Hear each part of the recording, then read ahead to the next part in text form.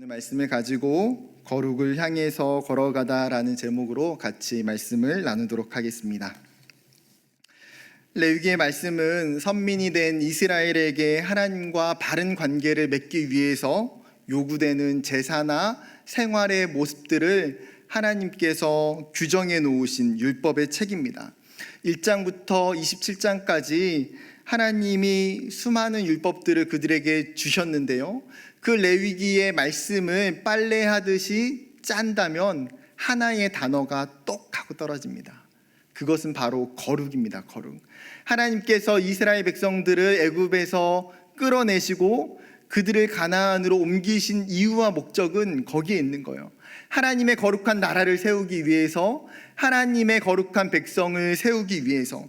이 목적이 없다면 하나님께서 수많은 기적과 이적을 베푸셔서 그들을 애굽에서 건져내시고 가나안으로 옮기실 이유가 전혀 없으셨어요. 하나님은 이스라엘을 선택하시면서 죄악된 세상의 방식이 아니라 하나님이 원하시는 뜻대로, 하나님의 방식대로 살아가는 그 하나님 나라의 롤 모델을 세우기를 원하셨습니다. 하나님의 거룩한 백성, 하나님의 선민이 되는 것은 하루아침에 일어나는 일이 아니에요. 그렇기 때문에 이스라엘은 끊임없이 이 레위기의 말씀을 가지고 거룩에 대한 훈련들을 하게 하셨던 것입니다. 오늘 본문인 레위기 11장에는 동물과 관련해서 먹을 수 있는 것과 먹을 수 없는 것, 정한 것과 부정한 것을 가르쳐 주고 있습니다. 특별히 2절부터 23절까지는 총 3개의 종류를 가지고 나눠 놓고 있습니다. 2절부터 8절까지는 육지동물을, 9절부터 12절까지는 물고기를, 13절부터 23절까지는 공중에 나는 새와 곤충에 대해 이야기합니다. 하나씩 읽어가면서 살펴보면 좋을 것 같습니다. 먼저 2절부터 8절인데 제가 읽겠습니다.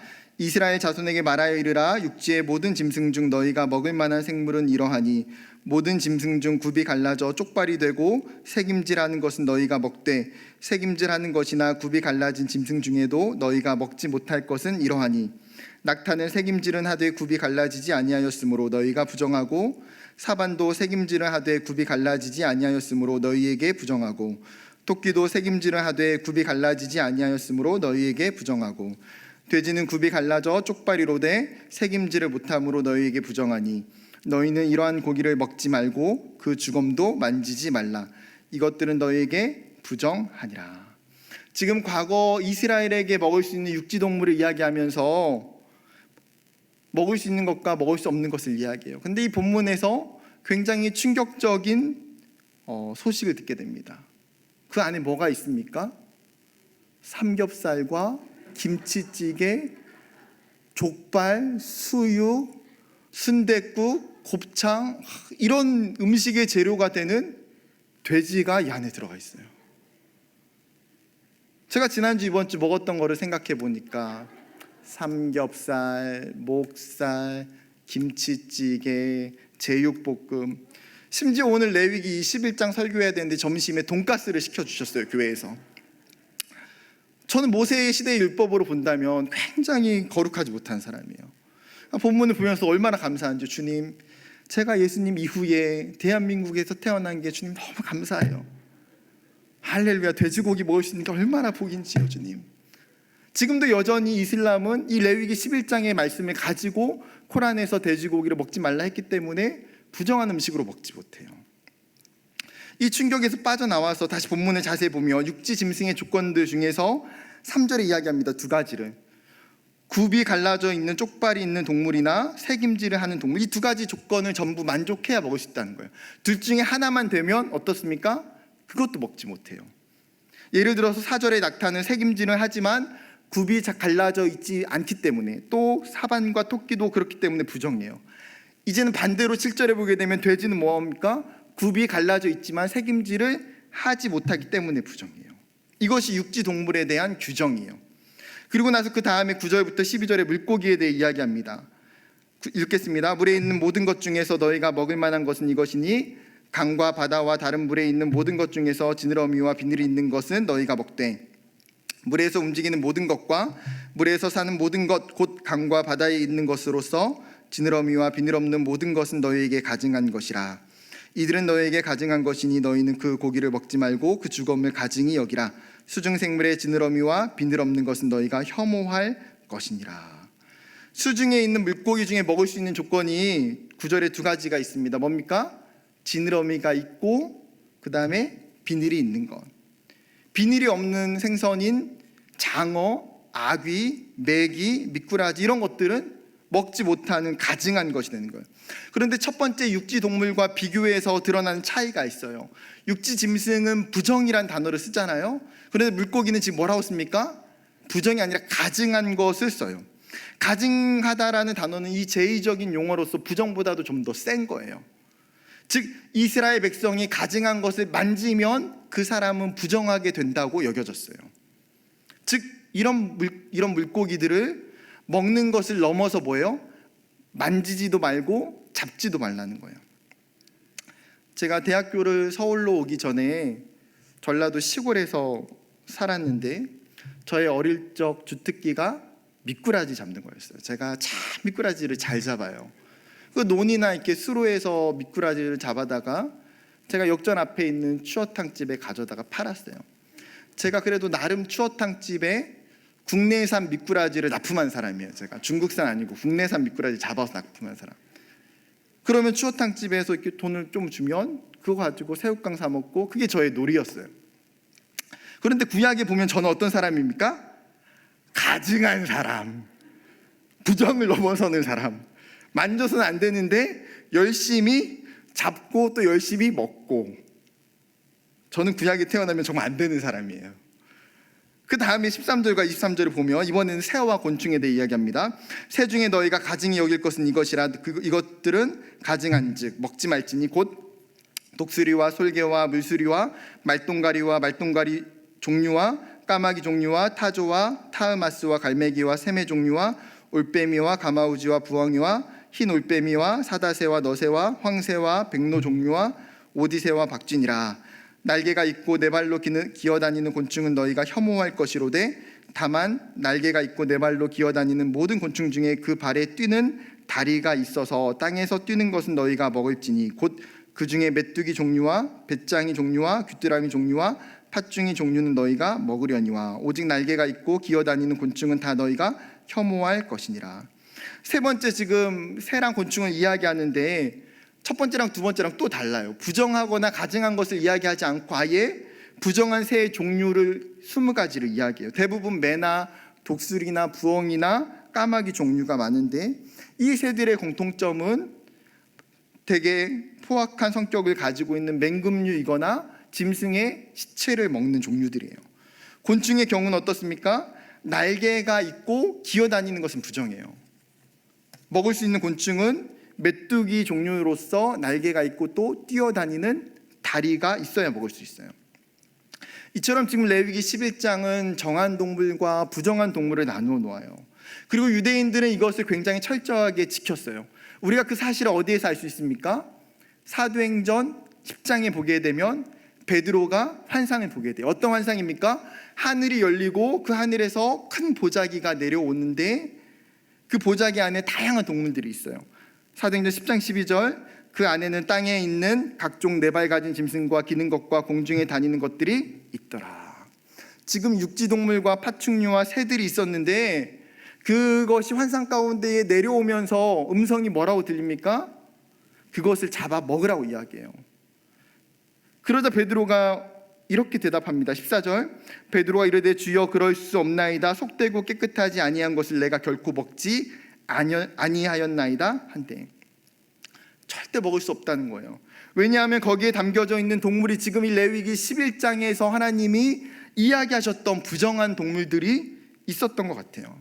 상상해 보면 보자기가 내려오는데 그 보자기 안에 뭐가 있어요? 돼지, 토끼, 독수리, 갈매기 이런 것들이 있는 거예요.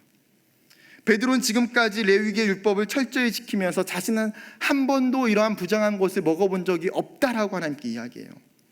즉 이 환상이 알려주는 사실 한 가지는 무엇이냐면 유대인들은 이 레위기의 말씀을 지금 예수님이 오셨던 그 당시까지도 굉장히 철저하게 순종하며 지켰다라는 사실이에요. 그렇다면 자연스럽게 오늘 본문을 보면서 이런 질문이 생길 수 있어요. 동물을 나눌 때에 과연 어떠한 근거를 가지고 정한 동물과 부정한 동물을 나누었을까요? 레위기를 연구하는 학자들도 사실 이것이 굉장히 골치가 아픈 것이었어요. 왜냐하면 뭔가 확연한 이유와 객관적인 근거를 본문 안에서 찾기가 굉장히 어렵기 때문이에요. 지금까지 여러 가지 학설이 있는데 대표적인 몇 개를 살펴보면 어떤 학자들은 독단적 해석을 내놓습니다. 그냥 분명한 이유는 하나님만 아시고 이스라엘은 그냥 순종만 하면 돼. 이게 독단적 해석이에요. 두 번째, 또 다른 학자는 제의적 해석을 해요. 부정한 짐승들은 이방 종교의 제사로 드려졌던 동물이나 이방 종교의 신과 연관되어져 있는 동물이기 때문에 언약에 충실한 이스라엘 백성들은 그것들을 먹을 수 없다라는 거예요. 세 번째, 어떤 학자들은 위생학적 해석을 내놓기도 해요. 부정한 동물들은 병균을 옮기는 동물들로 감염의 문제가 있기 때문에 먹기에 부적합하다.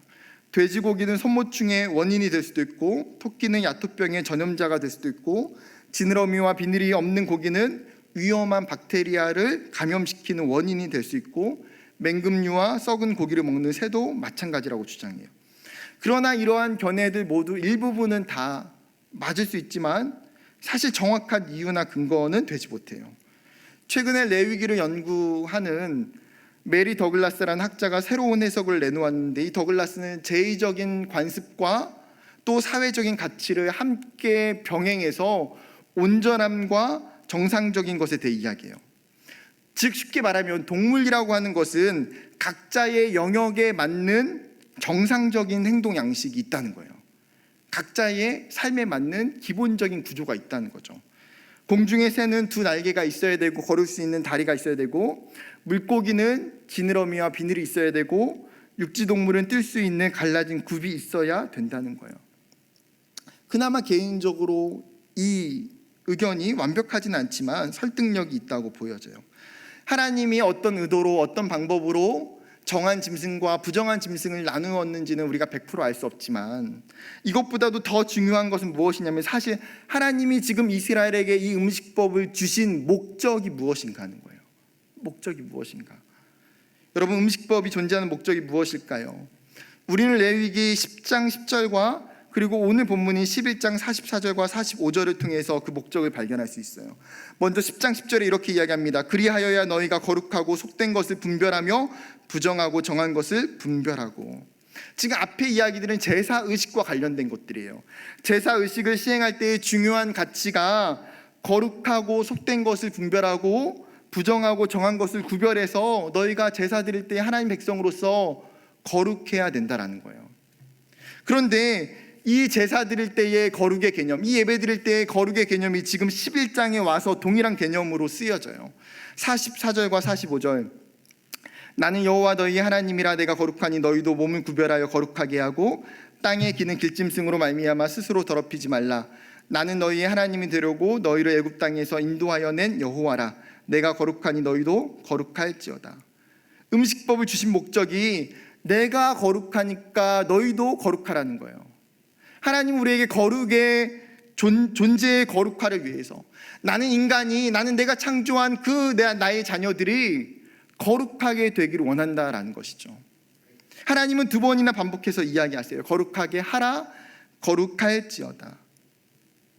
모세와 아론은 이스라엘에게 이것을 가르쳐야 됐어요.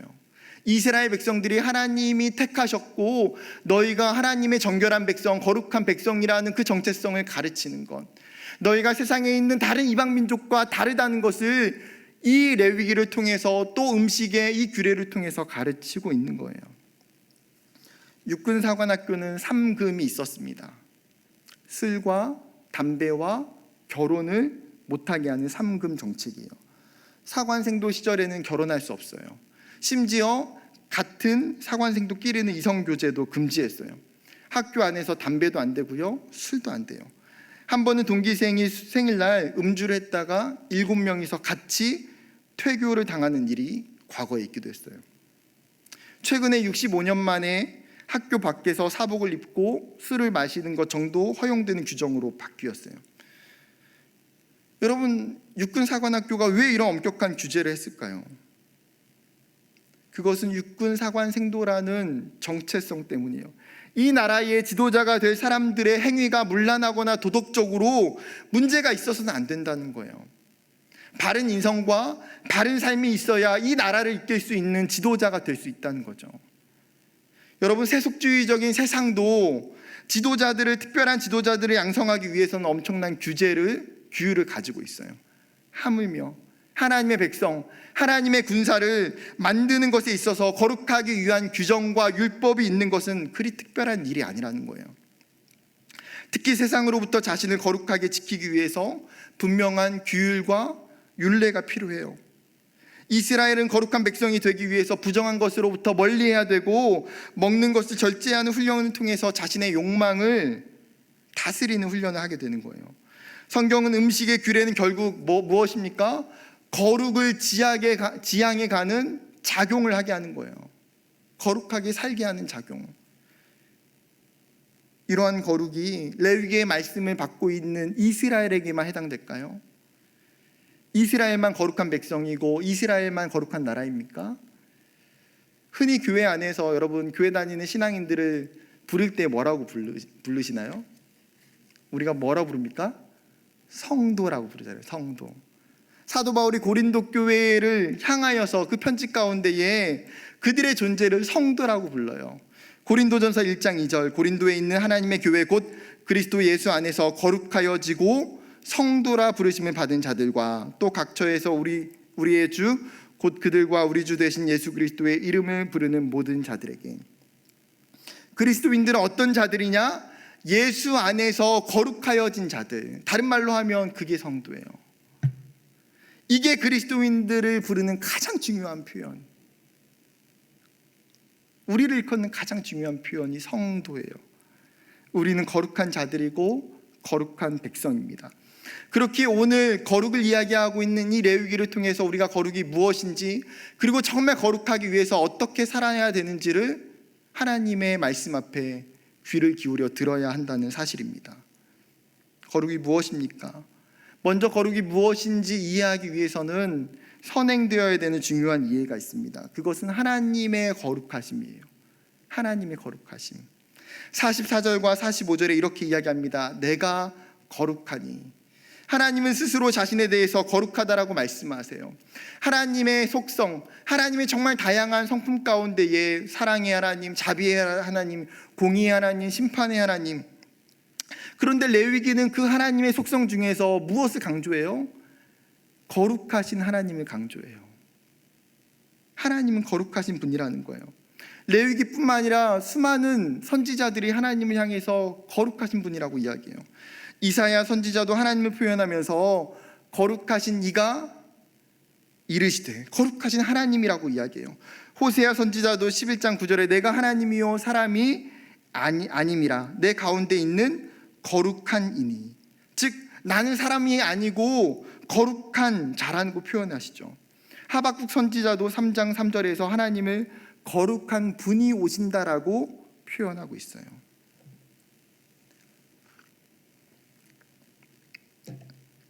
하나님은 분명히 거룩하신 분입니다. 그런데 거룩과 그 하나님의 거룩하심을 사전적으로 쉽게 정의 내리기가 어려워요. 왜요? 하나님의 성품이라는 것을 우리가 온전히 이해할 수 없기 때문이에요. 그럼에도 불구하고 조나단 에드워즈가 거룩에 대해서 이렇게 이야기합니다. 하나님의 거룩은 하나님의 도덕적 탁월성이 아름답고 완전하여 이 성품들이 밖으로 드러날 때에도 온전하고 완전하여 위선이 전혀 없는 것이다. 즉 하나님의 선하심, 은혜로우심, 진실하심, 의로우심, 신실하심과 같은 이러한 도덕적인 특성들이 완전하고 온전하다는 거예요. 하나님은 존재적으로 악이 전혀 없는, 죄가 전혀 없는 완벽하신 분이에요. 그렇기 때문에 헬라어와 히브리어에서도 거룩이라는 단어를 표현한 단어는 구별하고 분리하다라는 단어를 가지고 거룩이라고 표현해요. 즉 하나님은 거룩하신 분이기 때문에 죄로부터 완벽하게 분리되어진 순결하고 완전하시고 의로우신 존재라는 거예요. 쉽게 말해서 여러분, 거룩이라는 것은 죄와 더러움과 오염과 정반대의 개념이에요. 죄가 하나도 없는, 더러움이 단 1%도 존재하지 않는 상태. 그런 면에서 이 세상에 거룩한 존재는 하나님 외에는 아무도 없다라는 사실이에요. 왜냐하면 세상 속에는 악이 존재하고 죄악이 존재하고 오염될 수밖에 없기 때문이에요. 그러나 하나님은 오염될 수 없는 분이에요. 오염되지 않는 분이에요. 이 하나님의 거룩하심이 가장 잘 드러나는 사건이 무엇입니까? 예수 그리스도의 성육신과 십자가 사건이에요. 인간의 죄의 문제를 해결하기 위해서 여러분, 예수님이 이 땅에 오셨어요. 예수님만이 거룩하시기 때문에 유일하게 죄가 없으신 그분이 우리의 죄를 대신하여 십자가에 달려 죽으시고 인류의 모든 죄를 해결하신 거예요. 이 놀라운 구원의 은혜는 그분의 거룩하심이 있어야 가능해요. 즉, 예수님의 십자가 사건을 통해서 예수님은 자신의 거룩함을 스스로가 증명하셨어요. 하나님은 거룩하시지만 반면에 우리는 어떻습니까? 거룩하지 못해요. 수많은 죄가 있고 악한 마음이 있고 악한 생각이 있고 수많은 죄악들이 우리를 오염시키고 덮어요. 거룩이라는 것은 굉장히 우리에게 이질감과 멀리만 느껴질 때가 있어요. 오늘 예배를 드리는 우리 모두가 마찬가지 아니겠습니까? 나 스스로가 거룩하다라고 이야기할 수 있는 사람이 누가 있겠어요? 여러분, 다른 사람에게, 다른 신앙의 동역자들에게 난 좀 거룩한 것 같은데 이렇게 말하는 사람이 있습니까? 없어요. 우리 누군가 소개할 때에도 저 권사님 참 사랑이 많은 분이야, 저 집사님 참 정직하고 신실한 분이야, 저 장로님 참 믿음이 좋으신 분이야, 이렇게 말하기는 쉽지만 저 집사님 너무 거룩한 것 같아, 저 권사님 너무 거룩한 분이야, 사실 이렇게 말하진 않아요. 왜요? 세상에는 그 누구도 죄가 없거나 내가 거룩하다라고 자신 있게 말할 수 있는 사람이 없기 때문이에요. 그러나 오늘 하나님이 말씀을 통해서 선포하신 내용이 무엇입니까? 내가 거룩하니 너희도 거룩할지어다. 하나님은 자신만 거룩하다라고 말씀을 끝맺지 않으세요. 내가 거룩한 존재야. 그런데 나만 거룩한 것이 아니라 너희도 거룩한 존재가 되어야 된다라는 것이죠. 오늘 본문을 보면서도 거룩과 관련된 단어는 다 명령형이에요. 44절에 너희도 몸을 구별하여 거룩하게 하라. 45절 너희도 거룩할지어다. 하나님은 지금 이스라엘에게, 지금 우리에게 이 거룩성을 명령하고 계세요. 하나님의 백성에게 첫 번째 의무, 우리의 궁극적인 사명은 하나님을 닮아가는 것, 창조주를 따라가는 것 아닙니까? 레위기의 규정들은 그 하나님을 닮아가고 하나님을 카피하는 훈련과 방법들을 우리에게 가르쳐주고 있어요. 여러분, 우리가 어떤 유명한 사람이나 좋아하는 스타가 있을 때에 그 사람처럼 되고 싶다면 가장 먼저 그 사람의 삶을 분석하고 그 사람을 따라하면 돼요. 그 사람의 행동, 그 사람의 말, 그 사람의 언어, 그 사람의 라이프 스타일, 그 사람의 입는 옷, 차근차근 그 사람을 카피해 가기 시작하면 그 사람 안에 좋은 것들이 나의 삶으로 묻어나기 때문이에요. 닮아가기 때문이에요. 마찬가지로 하나님은 이스라엘이 자신을 닮아가기를, 자신의 그 거룩의 속성과 성품을 바라보면서 걸어오기를 원하신다라는 거예요. 그럴 때에 이스라엘도 거룩한 백성, 거룩한 존재로 살아갈 수 있다는 것입니다. 그냥 맹목적인 인간의 힘과 의지와 노력과 능력으로 하나님의 거룩하심을 닮아가고 카피한다는 것은 불가능해요. 절대 될 수 없는 일이에요. 그러나 우리에게 하나님의 은혜가 있고 하나님의 성령이 우리에게 부어졌기 때문에 우리는 하나님을 향하여 나아갈 수 있어요. 그분이 우리를 누구보다도 거룩하게 되기를 원하시는 분이기 때문에, 그 하나님의 간절한 그 마음 때문에 우리가 거룩해져 갈 수 있는 거예요. 사랑하는 여러분, 오늘 말씀을 들으면서 우리 스스로에게 질문해 보기를 원해요. 나는 그 하나님의 거룩을 향하고 있는가? 나는 거룩한 삶을 이 땅 가운데 살아가고 있는지, 나는 세상 가운데 세상에 있는 사람들과 정말 다른 모습으로 거룩하게 살고 있는지, 내 자녀들은 지금 거룩하게 살아가고 있는지 우리 스스로가 질문해 봐야 돼요. 그것이 우리가 변화되고 살아가는 길이에요. 이 시대의 한국교회의 문제와 그리스도인들의 문제는 거룩성의 상실이라고 할 수 있어요. 하나님이 창조하신 너무 아름다운 형상이 거룩하심과 반대되는 방향으로 계속해서 살아가게 되니까 그 존재가, 하나님의 거룩성이 다 파괴되는 거예요. 거룩함을 중요하게 여기지 않고 너무나 많은 그리스도인들이 죄에 넘어지고 유혹에 넘어지고 자신을 함부로 하게 돼요. 하나님이 대한민국을 사랑하셔서 정말 많은 교회를 주시고 정말 많은 그리스도인들을 주셨어요. 여러분, 한국에 그 가장 많은 업종들이 있잖아요. 한 5개 있어요. 뭐가 많습니까? 짜장면, 편의점, 치킨집, 교회, 카페. 여러분, 그런데 한국교회가 왜 세상으로부터 비난과 조롱을 받고 세상의 질타가 되는 그 사건 속에서 교회와 관련된 사람들이 중심에 서 있고 죄를 짓고 있는 건가요? 우리는 구원에 대해서 중요하게 강조했지만 하나님이 주신 그 구원의 은혜를 붙들고 살아가는 거룩한 삶에 대해서는 소홀히 여기고 멀게 살았던 것은 아닌가요? 한국교회가 거룩하고 한국교회 목회자들이 거룩하고 한국교회 성도들이 거룩했다라면 세상으로부터 칭찬받고 존경받고 인정받아야 되는 것 아닙니까? 공의와 정의가 바탕이 되고 부정과 부패는 발도 못 붙여야 되는 것 아닌가요? 세상이 좀 더 따뜻하고 뉴스에 나온 소식들은 좋은 소식들이 더 많아야 되는 것 아닙니까? 저 스스로도 이 거룩이라는 하나님 부르심 앞에 부끄러울 때도 많고 너무 미온적인 태도를 가질 때도 많아요. 그러나 오늘 하나님 우리에게 이 말씀을 하세요. 그리스도인들은 참된 거룩을 추구해야 한다. 너희가 거룩을 향하여 한 걸음 한 걸음씩 계속 걸어가야 된다.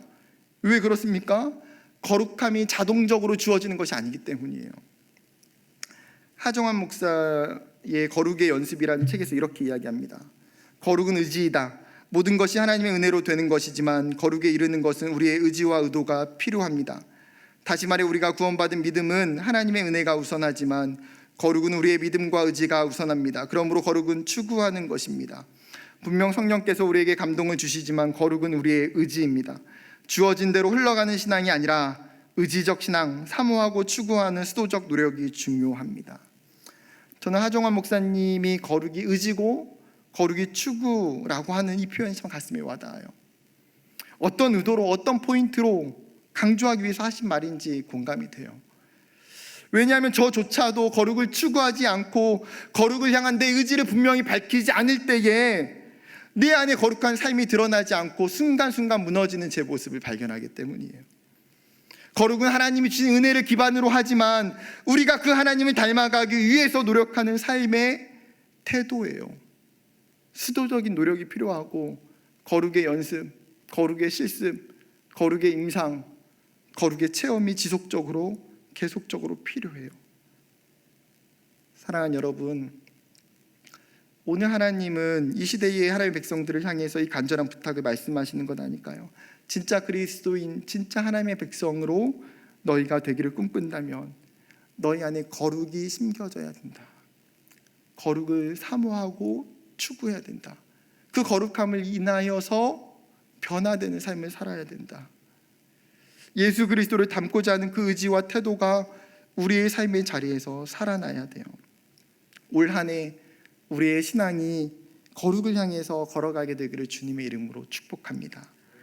그렇다면 구체적으로 거룩을 추구하기 위해서 어떻게 해야 될까요? 오늘 본문에서 2가지를 이야기하는 걸 살펴보길 원해요.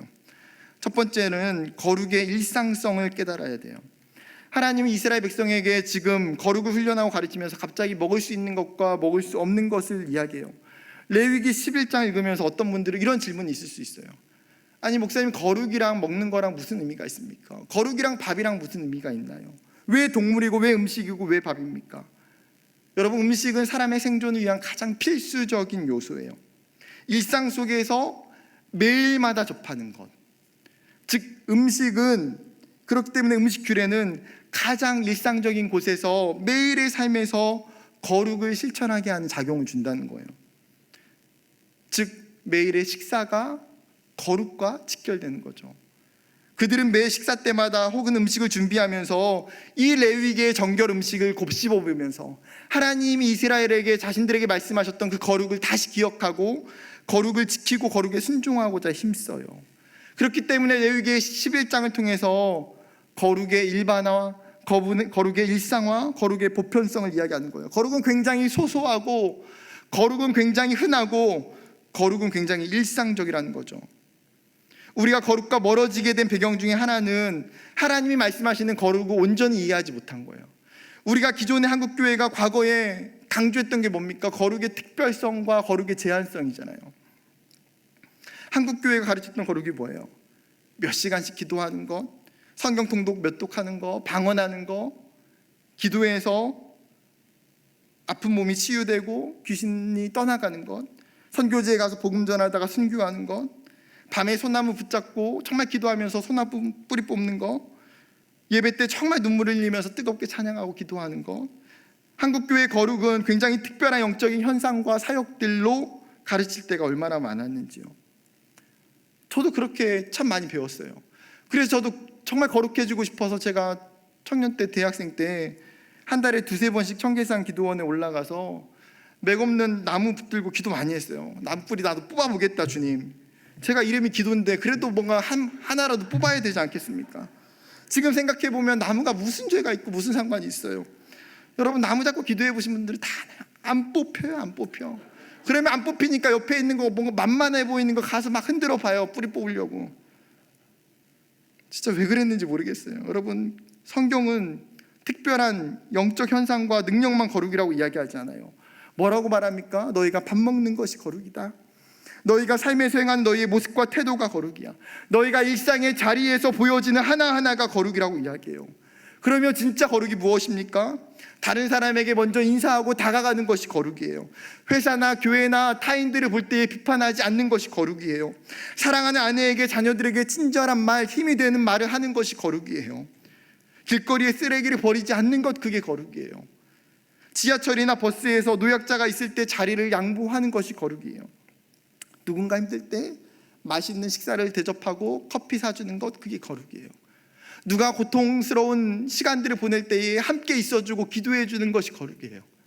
하나님이 나에게 주신 것이 풍요로울 때에 나보다 부족한 사람에게 그것들을 조금이라도 나누어주는 것이, 그게 거룩이에요.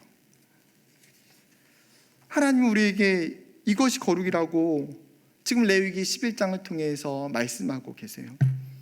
그렇게 종종 지나가다가 여러분 쓰레기 주우면서 스스로에게 이렇게 이야기를, 난 너무 거룩해.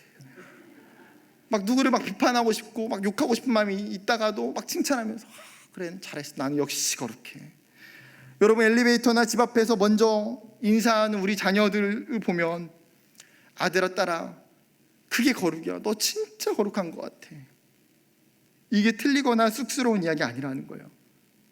거룩은 피상적이지도 추상적이지도 않아요. 실제적이고 구체적이고 현실적이고 일상적이에요. 어려운 개념도 아니고 무관한 개념도 아니에요. 교회의 몇몇에게 주어지는 특별한 영적 소유물도 아니에요. 하나님이 모든 사람에게 주신 은혜고 사명, 지금 내가 살아가고 있는 삶의 현장 가운데에 맺어가는 열매들이 거룩이에요. 거룩은 내가 예수를 닮고 내딛는 모든 걸음이 거룩이에요. 우리에게 이 성경이 말하고 있는 거룩의 개념이 전환되어질 때에 우리도 거룩해져 갈 수 있어요. 여러분의 삶에 예수 그리스도의 거룩함이 나타나기를 원합니다. 두 번째는, 거룩은 구별과 하지 않음을 통해 나타나는 것이에요. 다시 오늘을 보면 본문을 보면 생각해 보면, 하나님 철저하게 먹을 수 있는 것과 먹을 수 없는 것 나눠요. 부정한 것과 부정하지 않은 것, 해서 되는 것과 해서는 안 되는 것을 나눠요. 나눈다는 것은 무엇입니까? 구별이 필요하다는 걸 이야기하는 거예요. 모든 것이 다 허용되는 것이 아니다. 모든 것이 다 가능한 것이 아니다. 그 중에서 구별된 삶을 살아야 된다. 여러분, 한번 생각해 보세요. 부정한 것을 먹게 되면 정말 문제가 생겼을까요? 당시에 돼지고기나 토끼나 타조나 까마귀나 미꾸라지나 장어나 이런 거 먹으면 병에 걸려 죽었을까요? 이런 부정한 동물을 먹게 되면 구원받지 못했을까요? 아니요. 육체적으로 아무런 문제가 없을 수도 있어요. 부정한 짐승을 먹었다고 해서 하나님이 그 영혼을 가차없이 지옥으로 떨어뜨리는 것 아니에요. 그런데 왜 하나님이 정한 것과 부정한 것을 나눠서 알려주십니까? 하나님의 백성에게 구별이 필요하기 때문이에요. 세상 속에서는 구별됨이 너무나 중요하기 때문이에요. 하나님이 원하시는 삶과 세상이 기뻐하는 그 삶을 구별해내는 것이 필요하기 때문에, 율법은 철저하게 이 구별됨을 위한 종합적인 교과서예요. 수많은 내용들이 해야 될 것과 하지 말아야 될 것을 가르쳐주고 있어요. 이스라엘에게 이 훈련을 계속시키기 위해서. 왜요? 이 구별됨을 갖지 않으면 그들이 가나안 땅에 들어가서 어떻게 살게 될까요? 가나안의 이방 문화와 이방의 종교와 이방의 우상들을 접하게 될 것이고, 그 영향을 받아서 그들도 동일하게 그 이방의 문화와 종교들을 따라 살아가게 될 거예요. 이 사실을 알기에 하나님은 레위기 18장 3절부터 5절에 이렇게 말씀하세요. 너희는 너희가 거주하던 애굽 땅의 풍속을 따르지 말며 내가 너희를 인도할 가나안 땅의 풍속도 규례도 행하지 말고 너희는 내 법도를 따르며 내 규례를 지켜 그대로 행하라. 나는 너희의 하나님 여호와이니라. 너희는 내 규례와 법도를 지키라. 사람이 이를 행하면 그로 말미암아 살리라. 나는 여호와이니라. 하나님은 지금 이스라엘로 하여금 철저하게 애굽과 가나안으로부터 있는 그 우상과 이방 종교와 죄악된 문화를 따라가지 말라는 거예요. 왜요? 하나님의 백성은 하나님을 모르는 사람들과 삶의 방식과 가치와 종교와 문화가 전혀 다르게 되기 때문이에요. 거룩은 하나님의 규례와 법도와 세상의 풍속을 구별하는 것에서 시작돼요. 한 걸음 나아가서 구별을 통해서 하나님과 반하는 것이 있다면 그것을 하지 않음으로 세워지는 영성이에요. 우리는 하지 않는 것이 거룩이라고 생각해 본 적이 별로 없어요. 그런데 오늘 하나님은 우리에게 하지 않음이 거룩이라고 이야기해요. 지금 이 시대는 세상 사람들이 다 따라가는 가치와 문화들 속에서 하지 않음을 선택하는 것이 너무나 어려워요. 그것은 믿음이 있어야 가능해요. 그것은 세상보다 하나님을 더 사랑하고 하나님을 더 우선에 두어야만 가능해요. 제가 저의 부끄러운 이야기 하나 하고자 해요. 제가 정말 잘하는 것 중에 하나가 게임이에요. 핸드폰이나 컴퓨터 게임 이런 거는 안 하는데 제가 카드 게임, 보드 게임 이런 걸 굉장히 좋아해요. 그 중에 가장 자신 있는 게임이 그림 맞추는 거 있잖아요. 그림 맞추는 거. 가다서다 게임 아시면 가다서다? 왕년에 여러분 회심하기 전에 가다서다 게임 많이 했잖아요. 가다서다. 전문 용어로 고 스톱. 가다서다. 네. 한자로 화투. 제가 6살 때 한글을 떼기 전에 더 빨리 깨우친 게 고스톱이랑 미니화투예요. 시골에 계시는 그 할머니가 심심할 때마다 제가 이제 큰 손자니까 이제 할머니랑 놀아드려야 되는 그 사명감에 일찍이 가다서다를 깨우치는 은혜가 있었어요. 근데 문제는 청소년 시절에 제가 시골에 사니까 이제 학원을 다들 안 다니거든요. 그러니까 학교 갔다 끝나면 시간이 얼마나 많아요. 운동도 하고 이것저것 놀기도 하지만 또 모여서 도박도 시골은 참 많이 했어요. 친구들 다 하니까 저도 같이 놀면서 이렇게 하기 시작했어요. 그런데 역시나 제가 할 때마다 돈을 따는 거예요. 왜요? 한글보다 먼저 깨우친 게 가다서다니까. 그때는 제가 믿음도 없고 신앙도 제대로 없을 때니까 어떤 생각이 들었냐면 진짜 성령님께서는 내가 고스톱 칠 때에도 나와 함께 하시는구나. 이것이 정말 하나님 나에게 주신 은사구나. 그런 생각이 들었어요. 지금 생각하면 말도 안 되죠. 용돈이 필요할 때마다 이 가다서다 게임을 통해서 용돈도 이렇게 충전받고, 저의 범죄가 어머니께 발각돼서 뒤지게 혼나기 전까지는 굉장히 오랫동안 지속을 했어요. 그리고 나서 자주 안 하고 특별한 행사가 있어서, 예를 들어서 고등학교 수학여행 때 담임 선생님이 고스톱 잘하는 사람 나오라고 해서 대표로 나가서 담임 선생님 돈 딸 때 그럴 때밖에 안 했어요. 그런데 제가 이제 대학에 막 올라왔을 때에 한 온라인 게임 회사에서 온라인 고스톱을 만든 거예요. 와, 저 어떻게 했겠습니까? 이게 나의 은사가 맞는지 한번 확인해보자, 그런 마음이 드는 거예요. 시골에서 친구들이랑 이렇게 몇 명 하는 거는 은사 체크가 안 되잖아요. 내가 그럼 온라인에서 전국적으로 대한민국에 있는 많은 사람들과 한번 겨뤄보자. 그럼 확실해질 수 있다. 그래서 하기 시작했는데 웬걸? 저의 실력이 전혀 녹슬지 않은 거예요. 잘해. 하면 이기고 계속 레벨이 높아가고, 레벨이 높아가니까 재밌어서 또 하게 되고, 이렇게 하다가 내가 타짜가 될 수 있겠구나. 그런데 어느 순간에 하나님께서 제 마음속에 가다서다 게임 끊으라는 마음을 계속 주시는 거예요. 여러분 도박하신 분들 아시잖아요. 여러분 재밌는 그림 맞추기 이거 안 하는 게 쉬운 일 아니에요. 그런데 제 안에 계속 불편한 마음이 들면서 내가 나중에 목사가 되려고 하는데 지금 신학생인데 이렇게 거룩하게 살기 위해서 이렇게 살면 안 되지, 그런 생각이 강하게 드는 거예요. 그리고 나서 기도하면서 제가 가다서다 게임 끊었어요. 안 하는 이유는 딱 하나예요. 저의 거룩함을 위해서. 저의 거룩함을 위해서. 여러분, 그리스도인들이 마찬가지로 술을 마시지 않고 담배를 피지 않는 이유가 뭡니까? 하나님 앞에서 거룩하게 살기 위해서예요. 하나님 앞에서 부끄럽지 않게 거룩하게 살기 위해서. 세상 사람들과 구별된 모습으로 하나님 백성으로 살기 위해서.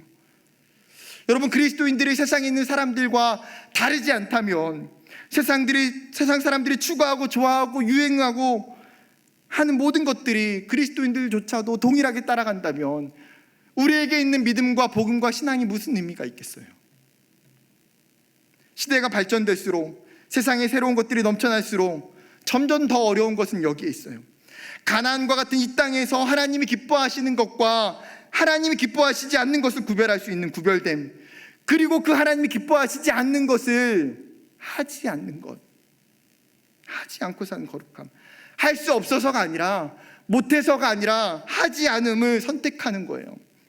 창세기 39장에 보게 되면 요셉이 보디발의 집에서 일할 때에 보디발의 아내가 요셉을 유혹하며 함께 동침하자고 요청해요. 그때 요셉이 보디발의 아내를 뿌리치면서 이렇게 이야기합니다. 이 집에는 나보다 큰 이가 없으며 주인이 아무것도 내게 금하지 아니하였어도 금한 것은 당신뿐이니 당신은 그의 아내임이라. 그런즉 내가 어찌 큰 악을 행하여 하나님께 죄를 지으리이까. 요셉은 보디발의 아내와 동침하는 것이 보디발에게 죄를 짓는 거라고 이야기하잖아요. 그는 그것을 하나님이 기뻐하시지 않기에 자신은 하나님 앞에서 죄를 지을 수 없다고 이야기해요. 철저하게 자신이 하나님 앞에서 거룩하게 살기 위하여 눈앞에 있는 쾌락과 유혹을 뿌리쳐요. 이것이 믿음이고 이것이 거룩이에요. 우리의 삶에도 보디발의 유혹과 같은 것들이 개개인의 삶에 얼마나 많이 있는지 몰라요. 세상의 죄악들은 굉장히 달콤하고 즐겁고 좋아 보이고 멋있고 재밌어요. 그러나 하나님의 백성은 하지 않음을 통해서 자신을 지키는 자들이에요. 거룩을 위해서 보디발의 유혹과 같은 것들을 뿌리치는 자들이에요. 사랑하는 가족들에게 하나님이 말씀하시는 이 중요한 영적 사실을 가르쳐 주어야 돼요. 내 남편이, 내 자녀들이 세상의 가치를 따라가지 않고 세상의 문화를 쫓아가지 않고 쾌락과 유혹을 쫓아가지 않을 때에 그 하지 않음의 모습을 보면서 그게 거룩이라고 칭찬해 주세요. 때로는 세상 사람들이 볼 때 미련하고 바보 같은 모습이라고 손가락질 받을지라도 당신은 거룩한 사람이라고, 사랑하는 아이에게 너의 지금 이 모습이 하나님이 원하시는 거룩이라고 이야기해 주세요. 목회자로 우리 성도들을 신방하면서 세상의 그 한가운데서도 이 구별됨과 하지 않음의 거룩을 위해 몸부림치는 성도들을 봐요. 한결같이 거룩을 위해 결단하고 담대하게 사는 것. 사랑하는 여러분, 맑은 새 광천교회 모든 성도들이, 우리의 자녀들이 이 두 번째 거룩의 요소를 잘 따라갈 수 있기를 원해요. 우리 안에 이 시대를 분별하고 구별할 수 있는 영적 안목이 있게 하시고, 그 구별 속에서 하나님이 기뻐하시지 않는 것을 철저히 거절하고 거부하며 하지 않음의 거룩을 나타내는 저와 여러분 되기를 소망합니다. 말씀을 맺으려 합니다. 레위기 20장 26절에 이렇게 이야기합니다. 너희는 나에게 거룩할지어다.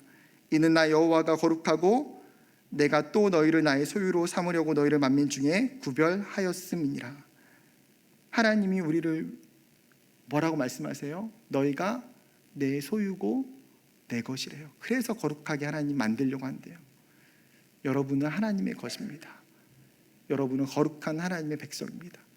이 사실을 깨닫고 저와 여러분 모두 그 하나님의 거룩을 향하여서 우리의 삶의 한 걸음 한 걸음씩을 걸어가기를 주님의 이름으로 축복합니다.